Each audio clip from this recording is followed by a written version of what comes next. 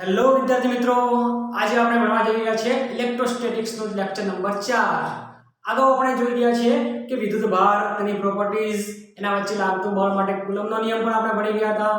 ત્યાર પછી સુપરપોઝિશન, સદિશ રાશિમાં સદિશ સ્વરૂપમાં કેવી રીતે લખી શકાય તેના ઉદાહરણો પણ જોઈ શક્યા હતા આપણે. પણ આજે આપણે વિદ્યુત ક્ષેત્ર વિશે ભણવાનું છે અને વિદ્યુત ક્ષેત્ર એ ખૂબ જ અગત્યનું છે. આખા ફિઝિક્સમાં તમારા પાછો છોડવાનો નથી, કારણ કે દરેક જગ્યાએ વિદ્યુત ક્ષેત્ર આવવાનું જ છે. તો એકદમ કોન્સન્ટ્રેટ રાખી અને આપણે આ મુદ્દો શીખવાનો છે. બરોબર છે? વિદ્યુત ક્ષેત્ર એટલે શું એના વિશે આપણે ભણશું. તો સ્ટાર્ટ કરીએ. આજે ઇલેક્ટ્રિકલ ફીલ્ડ એટલે કે વિદ્યુત ક્ષેત્ર.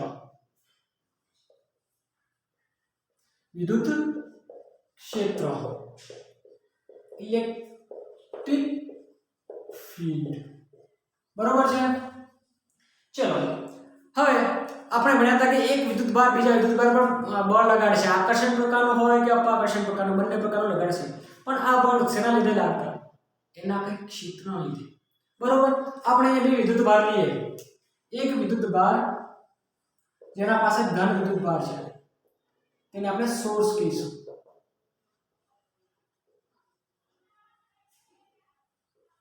અને ત્યાર પછી એક નાનો, એકદમ નાનો વિદ્યુત ભાર, એ પણ કેવો છે? પ્લસ. બરોબર છે? એક આપણે સોર્સ ચાર્જ લીધો. આનું વિદ્યુત ક્ષેત્ર આપણે ચેક કરવાનું છે કે એનું વિદ્યુત ક્ષેત્ર કેટલું છે. તેના માટે આપણે હંમેશા એક બિંદુવત એકદમ નાનો વિદ્યુત ભાર લેવાનો છે, Q0. આપણે અહીંયા Q0. હવે બંને વિદ્યુત ભારો કેવા છે? ધન વિદ્યુત ભારો છે. તો આ વિદ્યુત ભાર આના પર શું લગાડશે? કંઈક બળ લગાડશે. એટલે કે અને બંને વચ્ચેનું અંતર છે r જેટલું. તો આ વિદ્યુત ભાર પર બળ કઈ દિશામાં લાગશે? આ. બરોબર છે? હવે ધારો કે આ વિદ્યુત ભારને આપણે સંતાડી દઈએ, તો શું આના પર બળ લાગવાનું બંધ થઈ જશે? ના, છતાં પણ લાગે છે. આ વિદ્યુત ભારને આપણે સંતાડી દીધો તો આ Q0 વિદ્યુત ભાર પર બળ લાગવાનું બંધ થઈ જશે? નહીં થાય, બળ લાગશે. એટલે આપણે કહી શકાય કે કોઈ વિદ્યુત ભાર છે તે તેની આજુબાજુ રેડિયલી આજુબાજુ દરેક દિશામાં એક ક્ષેત્ર બનાવે છે. કોઈ વિદ્યુત ભાર રેડિયલી આઉટવર્ડ, ધારો કે કોઈ ધન વિદ્યુત ભાર છે તો એના વિદ્યુત ક્ષેત્ર રેડિયલી એટલે કે આઉટવર્ડ દિશામાં બધી જ દિશામાં હશે.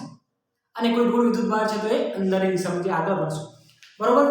તો આના પરથી કહી શકાય કે આ વિદ્યુત ભાર છે એ દરેક દિશામાં પોતાનું ક્ષેત્ર બનાવે છે. અને આ વિદ્યુત ભાર, ધારો કે નાનો વિદ્યુત ભાર છે, એને અહીંયા આના વિદ્યુત ક્ષેત્રમાં લઈ આવશું ત્યારે એના પર શું લાગે છે? બળ લાગે છે. એટલે કે આ વિદ્યુત ભાર શું કરે છે? પોતાના આજુબાજુ એક વિદ્યુત ક્ષેત્ર બનાવે છે. શું બનાવે છે? વિદ્યુત ક્ષેત્ર. જ્યારે આ Q0 ને આપણે અહીંયા લઈ આવીએ એટલે કે આના વિદ્યુત ક્ષેત્રમાં લઈ આવીએ તો શું થાય છે? આના પર વિદ્યુત બળ લાગે છે. બરોબર? તો આના પર બળ લાગવાનું કારણ શું છે?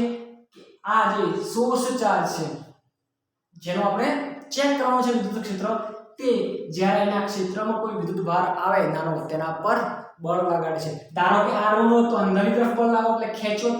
ધારો કે આ ધન છે તો એની તરફ, બહારની તરફ લાગશે. અહીંયા Q0 મૂકશું તો તેના પર કઈ દિશામાં બળ લાગશે? આ દિશામાં. અહીંયા Q0 મૂકશું તો એના પર આ દિશામાં બળ લાગશે. એટલે કે કોઈ દરેક વિદ્યુત ભાર પોતાના આજુબાજુ એક ક્ષેત્ર બનાવે છે. દરેક વિદ્યુત ભાર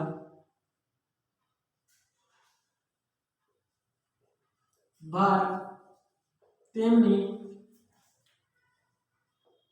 આજુબાજુ વિદ્યુત ક્ષેત્ર બનાવે છે.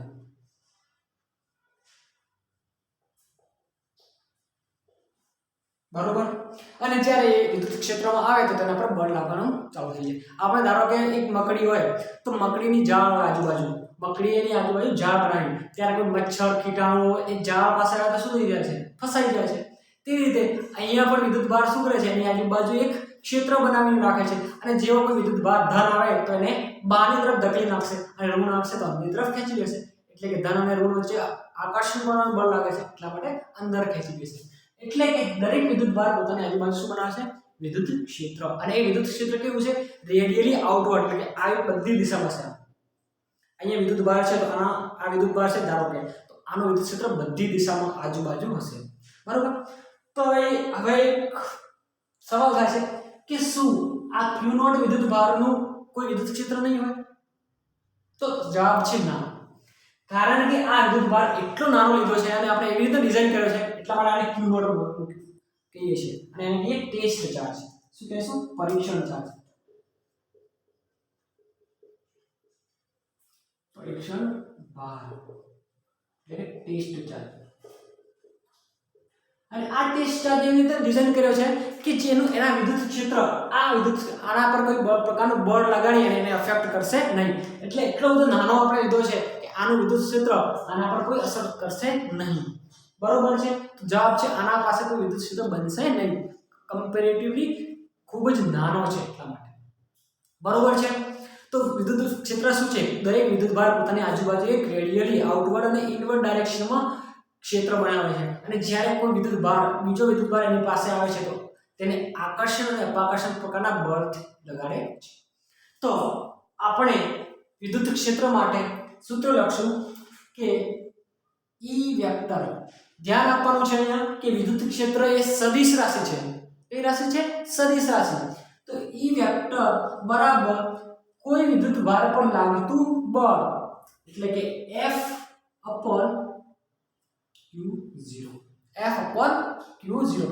તો એકમ વિદ્યુત ભાર પર લાગતા બળને શું કહીએ? વિદ્યુત ક્ષેત્ર. એટલે કે E બરાબર F upon Q0. અહીંયા Q0 ખૂબ જ નાનો છે, ખૂબ જ સૂક્ષ્મ છે, એટલા માટે એને આપણે લખશું કે E બરાબર F limit Q0 near to 0. એટલે કે Q0 નું મૂલ્ય ખૂબ જ એકદમ નાનું છે, એકદમ તુચ્છ જેટલો નાનો વિદ્યુત ભાર છે. તો અહીંયા આપણે સિમ્બોલ છે E, વિદ્યુત ક્ષેત્ર માટે સિમ્બોલ વાપરશું કેપિટલ E, અને કેવી રાશિ છે? સદિશ રાશિ. તો વિદ્યુત ક્ષેત્ર એ સદિશ રાશિ છે. બરોબર છે. બીજી વાત કરીએ તો એનો એકમ SI એકમ. તો બળનો SI એકમ શું હોય? ન્યૂટન. અને વિદ્યુત ભારનો એકમ શું હોય? કુલમ. તો વિદ્યુત ક્ષેત્રનો એકમ છે ન્યૂટન કુલમ. આગળ જતા બીજા પણ આવશે, પણ અત્યારે આ ચેપ્ટરમાં આપણે ભણવાનું છે ન્યૂટન પર કુલમ. શું છે? ન્યૂટન પર કુલમ વિદ્યુત ભારનો SI એકમ. ચલો આનો આપણે પરિમાણીય સૂત્ર જોઈએ.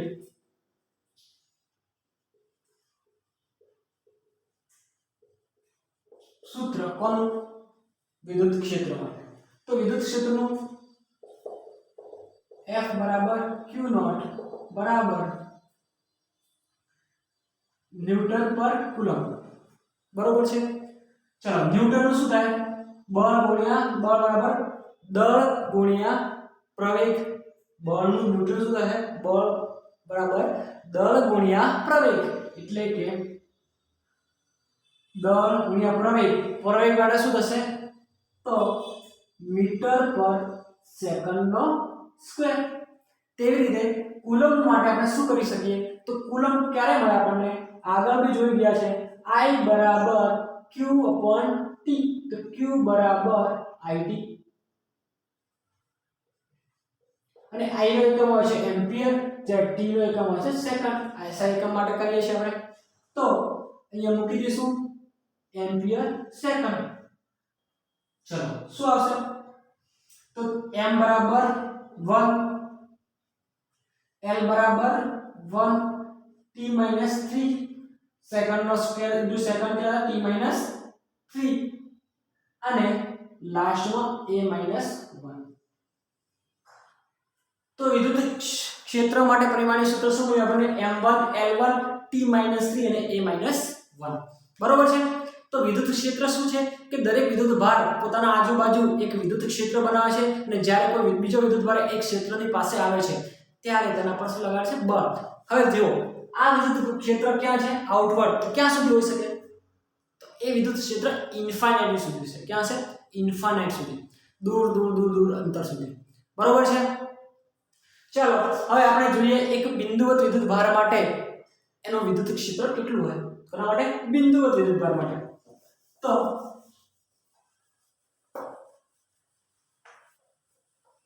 બિંદુવત વિદ્યુત ભાર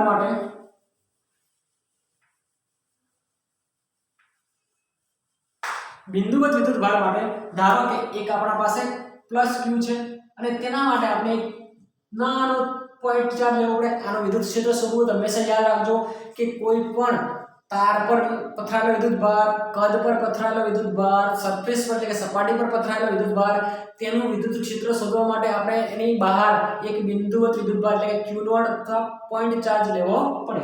તો આપણે અહીંયા પોઈન્ટ ચાર્જ લીધો અને આ પોઈન્ટ ચાર્જ પણ કેવો છે? ધન છે. તો તેના પર અને બંને વચ્ચેનું અંતર r છે. તો આ q આના પર શું લગાડશે? બળ. અને કઈ દિશામાં લાગશે? આ દિશામાં, f. બરોબર.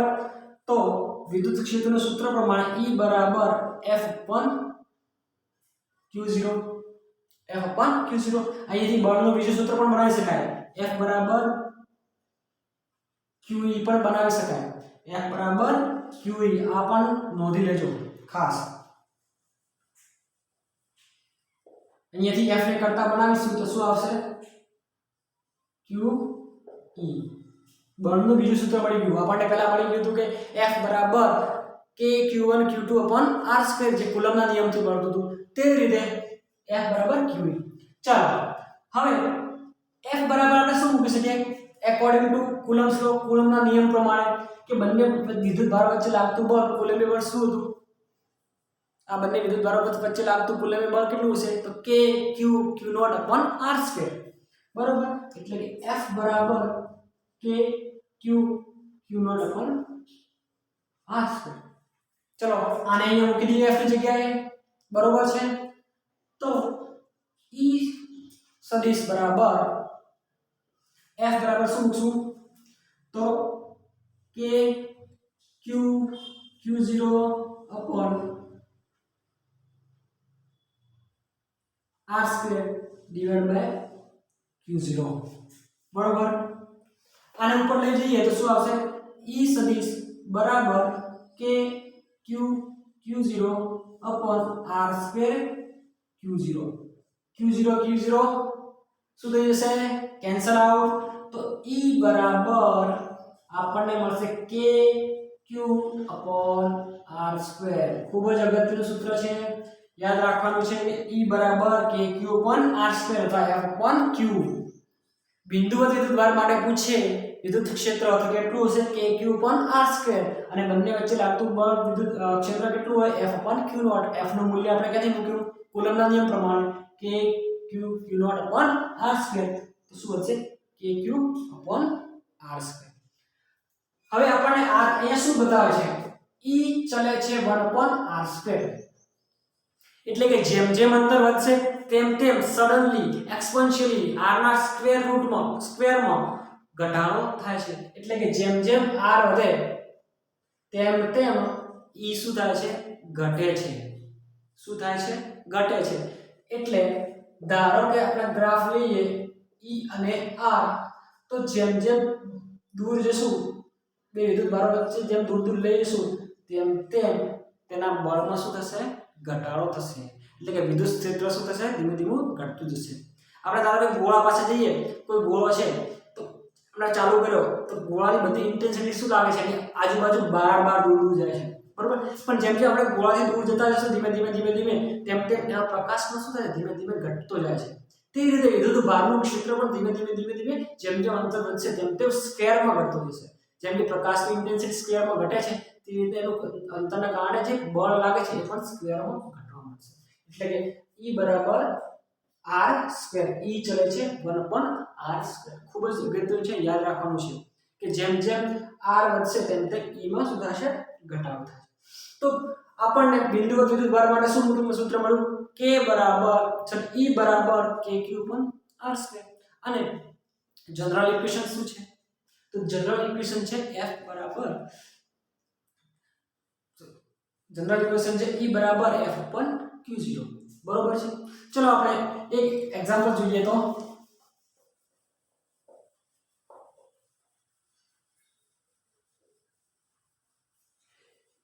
1 ગ્રામ પાણીના ટીમ્પાને, ધ્યાનથી આપજો, 1 ગ્રામ પાણીનો ટીમ્પુ છે, બરોબર? એ 1 ગ્રામ પાણીના ટીમ્પાને હવામાં સ્થિત રાખવું છે. આ એક પાણીનું ટીમ્પુ છે, ધારો કે 1 ગ્રામ, એ હવામાં સ્થિત રાખવું છે, તો તેના માટે વિદ્યુત ક્ષેત્રને કેટલું હોવું જોઈએ? શું કીધું છે? 1 ગ્રામ ટીમ્પુ છે પાણીનું, ધારો કે આ 1 ગ્રામ પાણીનું ટીમ્પુ છે. એ પાણીના ટીમ્પાને હવામાં આપણે સ્થિર રાખવું છે, સ્થિર, નીચે બી ન પડવું જોઈએ, ઉપર બી ન જવું જોઈએ. તો એના માટે કેટલું વિદ્યુત ક્ષેત્ર હોવું જોઈએ? તો વિદ્યુત ક્ષેત્ર, આને હવે આપણને ખબર છે, ધોરણ 11 માં ભણી ગયા છો કે કોઈ વસ્તુ પર નીચેની તરફ શું લાગે છે? ગુરુત્વાકર્ષણ બળ, એટલે કે W કેટલું લાગશે? તો mg જેટલું લાગે છે. કેટલું લાગે નીચે? mg. તો હવે આ mg ને સમતોલે એટલું ઉપરની તરફ બળ લાગવું જોઈએ, તો જ આ પાણીનું ટીમ્પુ હવામાં સ્થિર રહેશે, બાકી રહેશે નહીં. બાકી એ ક્યાં રહેશે? નીચેની તરફ પડી જશે, બરોબર? તો તેના માટે આપણે શું લાવવું? ઉપર બી લગાડવું પડે બળ. કેટલું? તો અહીંયા વિદ્યુત ક્ષેત્ર ને બનાવવું પડે, અને વિદ્યુત ક્ષેત્ર કેટલું બનાવવું પડે? E જેટલું. અને E બરાબર શું હોય? Q, બોલો, અહીંયા પણ આપણે બળ લગાડવું પડે F. આ બંને બળો એકબીજાને સમતોલે ત્યારે જ આ બિંદુ હવામાં રહેશે. તો તેના માટે વિદ્યુત ક્ષેત્ર કેટલું જોઈએ એ પૂછ્યું છે. E શોધવાનું પૂછ્યું છે. E કેટલું હોય? તો આ બંને એકબીજાને સમતોલે છે, એટલે કે કહી શકાય કે F બરાબર mg. અને આ દળ કેટલું છે? 1 ગ્રામ, બરોબર? ચલો, F બરાબર વિદ્યુત ક્ષેત્ર માટે સૂત્ર શું છે? F બરાબર QE. F બરાબર QE. અને Q નું મૂલ્ય કેટલું હોય? તો 1.6 × 10⁻90. તો અહીંયા F બરાબર QE mg. અહીંયાથી E ને કરતા બનાવશું તો શું આવશે? mg/q. ચાલો, તો રકમ મૂકીએ. 1 ગ્રામ એટલે કેજી માં ફેરવશું 10⁻3. ગુરુત્વ પ્રવેગ લઈએ 10. q બરાબર 1.6 × 10⁻19. બરોબર? ચલો, 19 માંથી 3 જાય તો કેટલા વધે? 17. ઓકે, અને 1 17 વધે. હવે 17 ને ઉપર લઈ જશું એટલે થશે 10⁻18 થઈ જશે. ચલો, 1 ભાગ્યા 1.6 કેટલા આવશે? 0.625 × 10⁻18. E બરાબર 6.25 × 10⁻17 ન્યૂટન પર કુલમ જેટલું વિદ્યુત ક્ષેત્ર હશે, તો આ પાણીનું ટીમ્પુ શું રહેશે? હવામાં સ્થિર રાખી શકાય, બરોબર છે? ચલો, હવે આપણે જોઈએ કે સુપરપોઝિશન એટલે કે એક કરતા વધારે વિદ્યુત ભારો હોય ત્યારે તેમના વચ્ચે લાગતું વિદ્યુત ક્ષેત્ર જોવાનું છે. એક કરતા વધારે વિદ્યુત ભાર હોય તેમની વચ્ચે લાગતું વિદ્યુત ક્ષેત્ર આપણે જોવાનું છે. એટલે કે ધારો કે આપણા પાસે એક Q ડોટ બિંદુ એટલે 0.4 છે QP જેટલો, બરોબર? QP જેટલો વિદ્યુત ભાર છે પોઈન્ટ, અને આપણે Q1, Q2 અને Q3 નું વિદ્યુત ક્ષેત્ર ચેક કરવાનું છે. તો આના પર વિદ્યુત ક્ષેત્ર જોવાનું છે, તો બધાને આપણે શું જોડી નાખશું? સ્થાન સદિશ સાથે જોડી દીધું પહેલા. ચલો, હવે પહેલી વાત યાદ રાખવાનું છે કે ધન વિદ્યુત ભાર માટે વિદ્યુત ક્ષેત્ર બહારની તરફ અને ઋણ વિદ્યુત ભાર માટે વિદ્યુત ક્ષેત્ર અંદરની તરફ છે. આગળ આપણે પ્રોપર્ટીઝમાં ભણી લઈશું. તો અહીંયા બળ કઈ રીતે લાગવાનું છે? આ દિશામાં. તો વિદ્યુત ક્ષેત્ર પણ કઈ દિશામાં હશે? E2. આ દિશામાં. બળની દિશામાં હંમેશા વિદ્યુત ક્ષેત્ર હશે, અથવા વિદ્યુત ક્ષેત્રની દિશામાં હંમેશા બળ લાગે છે. હવે આના પર વિદ્યુત ક્ષેત્ર કઈ દિશામાં હશે? આ બાજુ. તો લાસ્ટમાં આપણને શું મળે છે? આ બંનેનું રિઝલ્ટન્ટ અહીંયાથી મળશે આપણને. રિઝલ્ટન્ટ બળ ક્યાંથી મળવાનું છે? અહીંયાથી. તો આનું નામ આપશું આપણે R1P, આનું આપશું R2P. જે આપણે વિદ્યુત બળમાં કરતા હતા વિદ્યુત સુપરપોઝિશન માટે, કે ઘણા એક કરતાં વધારે વિદ્યુત ભાર હોય ત્યારે એક વિદ્યુત ભાર પર લાગતું પરિણામી બળ કેટલું હોય તેના માટે આ રીતે આપણે ઉપયોગ કરી શકીએ. બરાબર, તો અહીંયા આના પર કુલ વિદ્યુત ક્ષેત્ર શોધવું છે. આ બિંદુ પરનું કુલ વિદ્યુત ક્ષેત્ર શોધવું છે. તો શું કરશું? E કુલ બરાબર કેટલું લાગે છે?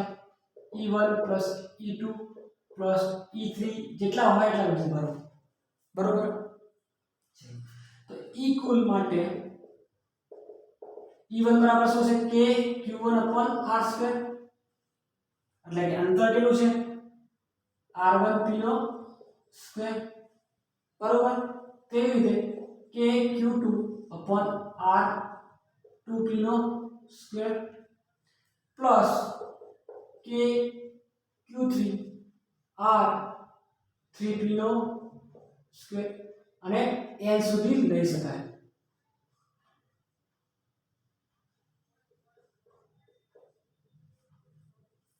બરોબર છે.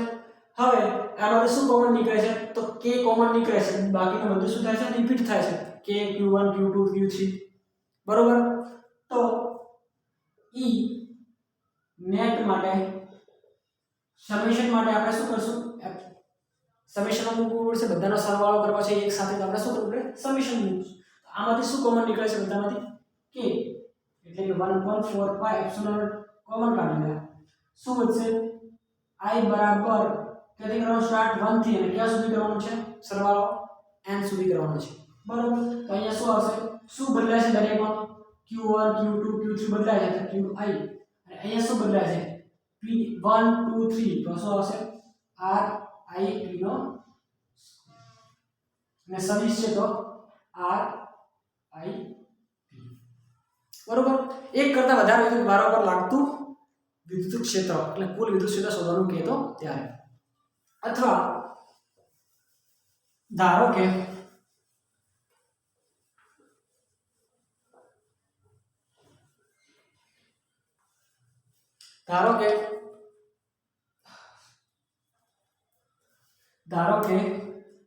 એક આ છે બંને વિદ્યુત ભારો Q છે, પ્લસ પ્લસ છે Q1 અને આ Q2. હવે આપણને કીધું કે આ P બિંદુ પર કુલ વિદ્યુત ક્ષેત્ર શોધો. સુપરપોઝિશનનો નિયમ અપનાવવાનો છે. P બિંદુ પર કુલ વિદ્યુત ક્ષેત્ર શોધો. તો ધન વિદ્યુત ભાર માટે હંમેશા વિદ્યુત ક્ષેત્ર કેવી રીતના હશે? બહારની તરફ. શું લેવાનું છે આપણે? વિદ્યુત ક્ષેત્ર બહારની તરફ હશે. અને ઋણ વિદ્યુત ભાર માટે વિદ્યુત ક્ષેત્ર ક્યાં હશે? અંદરની તરફ. પ્રોપર્ટીમાં આપણે ચલાવશું સમીકરણને ક્યાં હશે? અંદરની તરફ. ઋણ વિદ્યુત ભાર માટે રેડિયલી ઇનવર્ડ અને ધન વિદ્યુત ભાર માટે રેડિયલી આઉટવર્ડ. બરાબર, ધારો કે બંને વિદ્યુત ભારો ધન હોય તો બંનેના વિદ્યુત ક્ષેત્ર દોરી નાખવાના. એકનું વિદ્યુત ક્ષેત્ર આ બાજુ છે E1 અને આનું વિદ્યુત ક્ષેત્ર ક્યાં હશે? E1 આ બાજુ. બરોબર, જો બંનેની દિશા અલગ દૂર હોય, શું કહું છું? બંનેની દિશા એકબીજાને વિરુદ્ધ હોય તો શું કરવાનું? કુલ શોધવા માટે E બરાબર E2 E1. બરોબર, જે મોટું હોય એમાંથી નાનાને બાદ કરી નાખવાનું. બરોબર, જે મોટું હોય એમાંથી નાનાને બાદ કરી નાખવાનું. ધારો કે આ વિદ્યુત ભાર આપણા પાસે ઋણ હોત. શું હોત? ઋણ હોત. તો શું થાત? આની અંદર આનું વિદ્યુત ક્ષેત્ર કઈ દિશામાં આવત? આ બાજુ.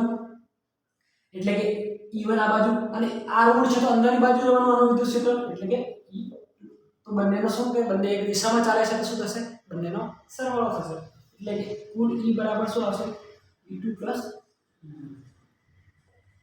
સુપરપોઝિશનમાં ગમે તે બિંદુ પર કુલ વિદ્યુત ક્ષેત્ર શોધવાનું કે એક સ્ક્વેર હોય, કોઈ ચોરસના કોઈ બિંદુ પર, કોઈ ત્રિકોણના બિંદુ પર, કોઈ લંબચોરસના બિંદુ પર, તો આપણે શું શોધવાનું? પહેલા એના પરનું કુલ વિદ્યુત ક્ષેત્ર જોવાનું અને કેટલા વિદ્યુત ક્ષેત્રો એકબીજાને સમાન દિશામાં છે અને એકબીજાને વિરુદ્ધ દિશામાં.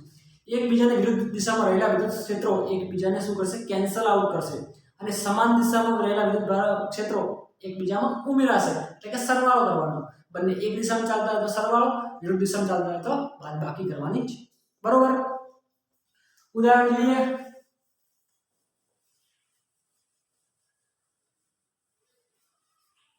ખાસ કરીને MCQ માટે આપણે યાદ રાખવાનું છે કે ધારો કે આપણા પાસે એક વિદ્યુત ભાર છે, પ્લસ છે બંને, Q1 અને બીજો છે Q2 બરોબર. આનું મૂલ્ય છે 9 ગુણ્યા 10 ની માઈનસ 8 ઘાત કુલમ અને આનું મૂલ્ય છે 16 ગુણ્યા 10 ની માઈનસ 8 ઘાત કુલમ બરોબર છે. અને તેમની વચ્ચેનું અંતર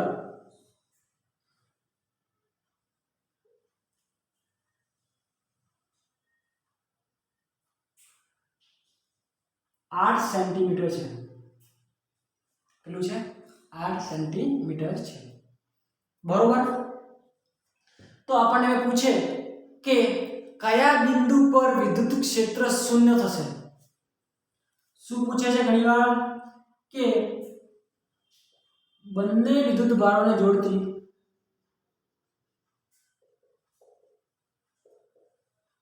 જોડતી કઈ જોડતી રેખા પર કયા સ્થાને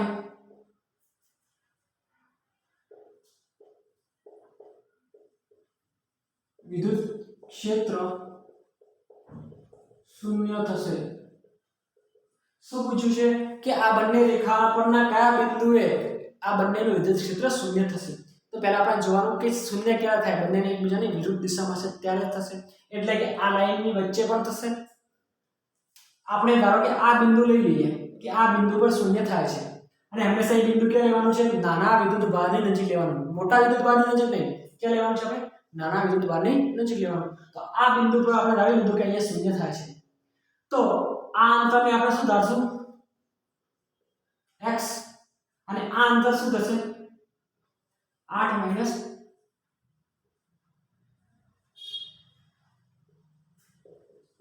બરોબર. આટલું x તો આટલું શું થયું? 8 માઈનસ x અથવા x માઈનસ 8 બરોબર છે.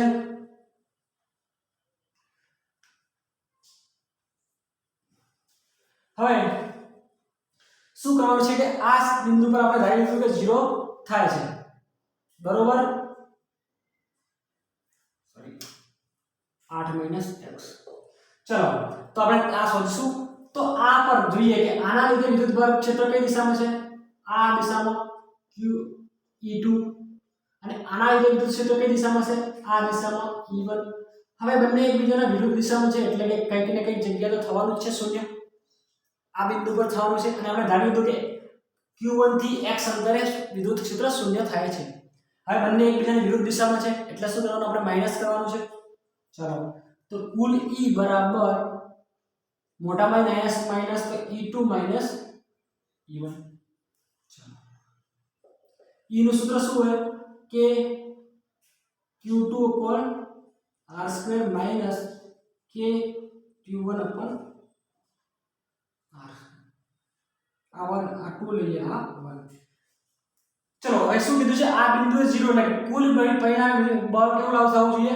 શૂન્ય. કુલ આ બિંદુ પર પરિણામ બળ કેવું થવું જોઈએ? શૂન્ય. એટલે કે E શું થવું જોઈએ? શૂન્ય. k નું મૂલ્ય કેટલું હોય? k નું k રાખીએ. k ને અહીંથી કોમન નીકળે છે. ચલો કાઢી દીધો કોમન. શું આવશે? 4 q1 બરાબર શું આપ્યું છે? 16 ગુણ્યા 10 ની માઈનસ 8 બાદ ભાગ્યા અંતર કેટલું છે? તો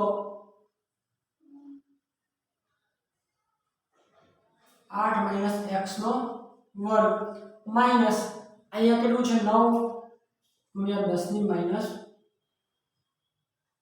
8 ઘાત ભાગ્યા અંતર કેટલું છે? x નો સ્ક્વેર. બરોબર છે. અહીંયાથી કોમન શું નીકળે છે? 10 ની 8 ઘાત કોમન ની કાઢી દઈએ તો શું આવશે? 0 બરાબર k 10 ની માઈનસ 8 ઘાત. અંદર શું વધશે?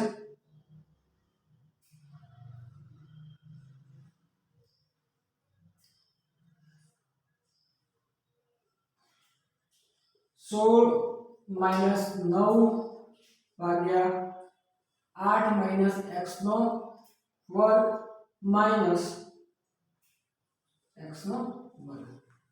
ચલો હવે આને અહીંયા નીચે લઈ આવે તો શું થઈ જશે? શૂન્ય.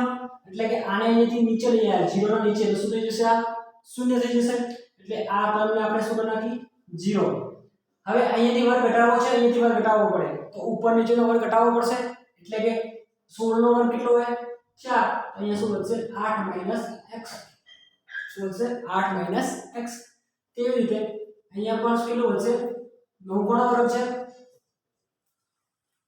બરોબર છે હવે આપણે શોધવાનું શું છે x તો હું આને આ બાજુ લઈ આવું શૂન્યની આ બાજુ લઈ આવું તો શું આવશે 3x બરાબર 4 8 x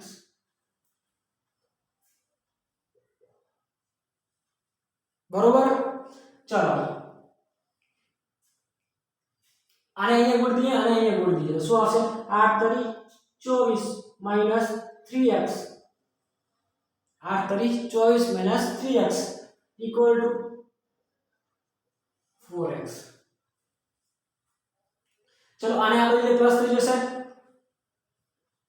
તો 24 બરાબર આને આ બાજુ લઈ ગયા કેટલા હશે 4x 3x કેટલા થશે 4 ને 5 6 7 એટલે કે 24 બરાબર 7x ઓકે 24 બરાબર 7x x બરાબર શું આવશે 24 ભાગ્યા 7 चलो भागाकार करो तो શું આવે છે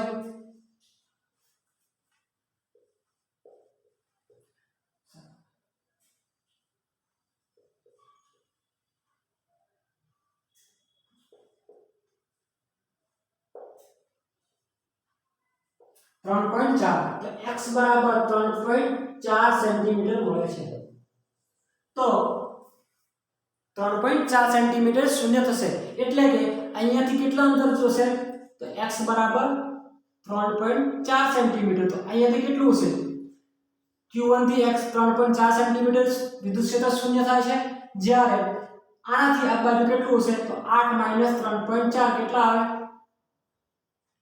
બોલો 8 3.4 તો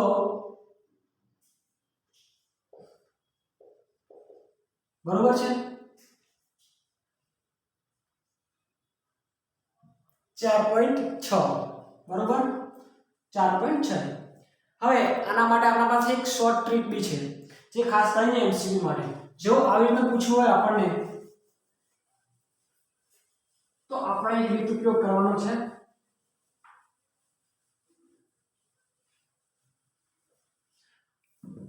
શોર્ટ ટ્રીક છે કે ધારો કે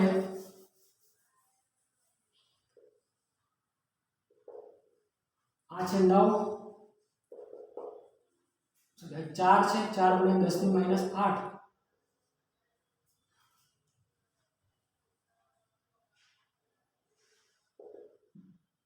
9 × 10 ની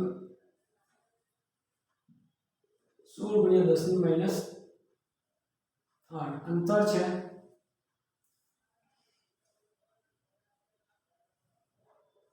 4 સેન્ટીમીટર બરોબર તો કયા બિંદુએ શૂન્ય થશે તો આપણે ધારી લઈએ ધન છે તો હંમેશા સેન્ટરમાં મળશે આ બિંદુ શૂન્ય બરોબર તો તેના માટે આપણે શું રીત છે શોર્ટ ટ્રીક છે x બરાબર √q1 √q2 +q3 * r ખૂબ જ એમસીક્યુ માટે છે શોર્ટ ટ્રીક x બરાબર √q1 √q2 q1 + q2 હવે q1 કોને લેશું તો જેનાથી આપણે નજીકનું અંતર છે જેનાથી નજીક આપણે x ધાર્યો છે ધારો કે આને x ધાર્યો તો x વાળા વિદ્યુત ભારને આપણે q1 લેશું અને સામેવાળા વિદ્યુત ભારને આપણે શું લેશું q2 બરોબર અને આ પ્લસ ક્યારે મૂકશું જ્યારે બંને વિદ્યુત ભારો ધન હશે ત્યારે બંને વિદ્યુત ભારો ધન હશે ત્યારે જ્યારે એક ઋણ અને એક ધન હશે ત્યારે તો એક ઋણ અને એક ધન હશે તો શું કરશું q1 બરાબર q1 - q2 * r એક ધન અને એક ઋણ વિદ્યુતભાર બરોબર, બંને રૂલ હશે ઇન્ફાઇનાઇટ ઉપર. તો હવે આ સૂત્રનો ઉપયોગ કરીને આપણે શોધીએ છીએ આનું. ચલો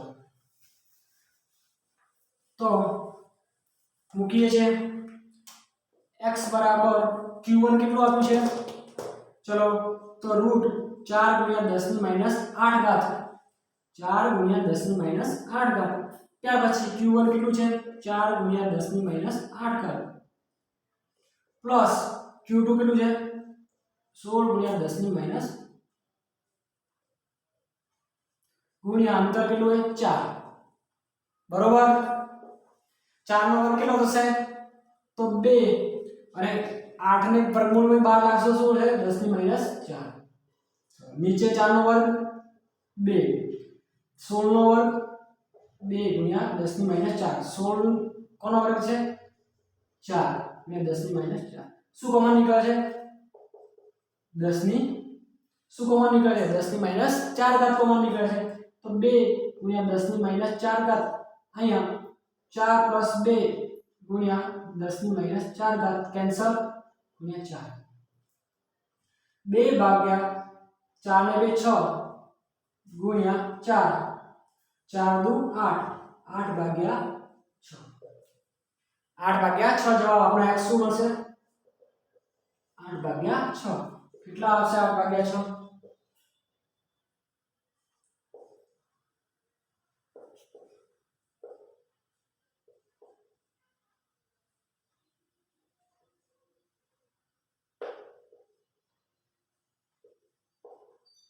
1.33. કેટલો આવશે? 1.33. તો અહીંયાથી 1.33 અંતરે શૂન્ય મળશે. બરોબર, હવે તમે બે રીતે લગાવી જુઓ, આ જ આન્સર આવશે. તો આ છે આપણા માટે શોર્ટ ટ્રિક એમસીક્યુ માટે ખાસ કરીને યાદ રાખવાનું છે. નીટ હોય કે ગુજકેટ હોય કે જેઈ, બરોબર છે. જ્યારે આપણને કોઈ બે વિદ્યુત ભાર વચ્ચે કયા બિંદુએ વિદ્યુત ક્ષેત્ર શૂન્ય થશે, તો તે માટે આપણે જોવાનું કે બે વિદ્યુત ભારો કેવા છે, ધન છે કે ઋણ. જો બંને ધન હશે તો એના કેન્દ્ર પર થઈ જશે અને એક બહારની તરફ પણ થશે. એક કેન્દ્ર પર, એક બહારની તરફ. બરોબર, જો બંને ઋણ હશે તો બંને શું થશે? કેન્દ્રમાં કે 0 થશે. એક આ બાજુ કે થશે, એક આ બાજુ, તો થઈ જશે કેન્દ્ર પર. પણ એક ધન અને એક ઋણ હશે તો બંને 0 ક્યાં થશે? ક્યાં થશે? બહારની તરફ 0 થશે. આ બંને વચ્ચે 0 થશે નહીં. એ ખાસ યાદ રાખવાનું. એનસીઈઆરટી ના સ્વાધ્યાયમાં પણ આ દાખલા છે ત્યારે આપણે જોશું ફરીથી.